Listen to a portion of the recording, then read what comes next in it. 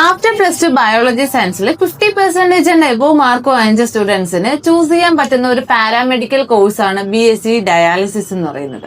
ഇനിയിപ്പോൾ ഒരുപാട് സ്കോപ്പും അതും നമ്മുടെ ഇന്ത്യയിലും എബ്രോഡും ആയിട്ട് ഒരുപാട് സ്കോപ്പും ജോബ് ഓപ്പർച്യൂണിറ്റീസും ഹൈ സാലറി പ്രിഫർ ചെയ്യുന്ന ഒരു ഫീൽഡാണ് ഡയാലിസിസ്.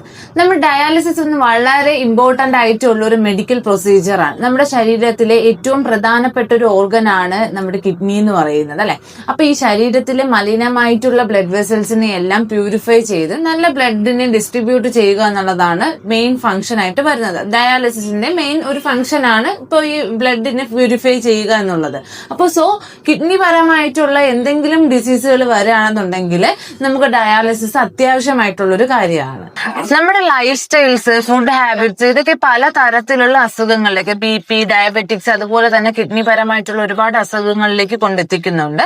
അപ്പൊ നമുക്ക് എന്തായാലും അവിടെ ഡയാലിസിസിന്റെ ഒരു ആവശ്യം കണ്ടുവരുന്നുണ്ട്. അപ്പൊ നമ്മുടെ കിഡ്നിക്ക് ഇതിന്റെ ഈ ഫങ്ഷൻസ് എല്ലാം കൃത്യമായിട്ട് ചെയ്യാൻ പറ്റാത്ത ഒരു സിറ്റുവേഷനിൽ നമ്മൾ എക്സ്റ്റേണലി ഒരു മെഷീന്റെ ഹെൽപ്പ് നമ്മൾ സ്വീകരിക്കുന്നുണ്ട്. അപ്പൊ ഒരു ഡോക്ടറിന്റെ മേൽനോട്ടത്തിൽ കൃത്യമായി ചെയ്യുന്ന പാരാമെഡിക്കൽ പ്രൊഫഷനെ, അതായത് നമ്മൾ ഡയാലിസിസ് ടെക്നീഷ്യൻ എന്ന് വിളിക്കുന്നത്. അപ്പൊ ഇത്തരം കോഴ്സുകൾ, അതായത് ഈ ഒരു BSc ഡയാലിസിസ് എന്നുള്ള ഒരു കോഴ്സ് പഠിച്ചവർക്ക് മെഡിക്കൽ സെക്ടറിലും അതുപോലെ തന്നെ ഹെൽത്ത് കെയർ സെക്ടറിലും ക്വാളിഫൈഡ് ആയിട്ടുള്ള ഒരു ഡയാലിസിസ് ടെക്നീഷ്യൻ ആയിട്ട് വർക്ക് ചെയ്യാവുന്നതാണ്.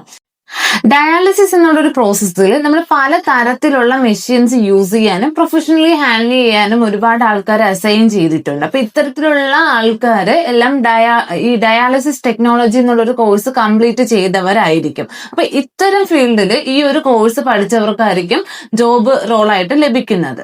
BSc ഡയാലിസിസ് അല്ലെങ്കിൽ ഈ ഒരു ഡയാലിസിസ് എന്നുള്ള ഒരു സെക്ഷനിൽ നമുക്ക് 2 വെർഷൻ ഉണ്ട്. BSc, അതായത് നമ്മുടെ ഡിഗ്രി വെർഷനും ഉണ്ട്, ഡിപ്ലോമ വെർഷനും ഉണ്ട്. അപ്പം നമ്മുടെ ഡിഗ്രി വെർഷൻ ആണെന്നുണ്ടെങ്കിൽ 3+1 ഇയർ ഇന്റേൺഷിപ്പും, നമ്മൾ ഡിപ്ലോമ ആണെന്നുണ്ടെങ്കിൽ 2+1 ഇയർ ഇന്റേൺഷിപ്പും ആയിരിക്കും വരുന്നത്. അപ്പം നമ്മുടെ BScന്റെ എലിജിബിലിറ്റി എന്ന് പറയുന്നത് നമ്മൾ +2 ബയോളജി സയൻസ്, ആദ്യം പറഞ്ഞ പോലെ തന്നെയാണ്, +2 ബയോളജി സയൻസ് എടുത്ത് നമുക്ക് 50% ആൻഡ് എബോവ് മാർക്ക് ഉണ്ടെങ്കിൽ മാത്രമായിരിക്കും BSc ഡയാലിസിസ് എന്നുള്ള ഒരു കോഴ്സ് നമുക്ക് അഡ്മിഷൻ എടുക്കാൻ പറ്റുക.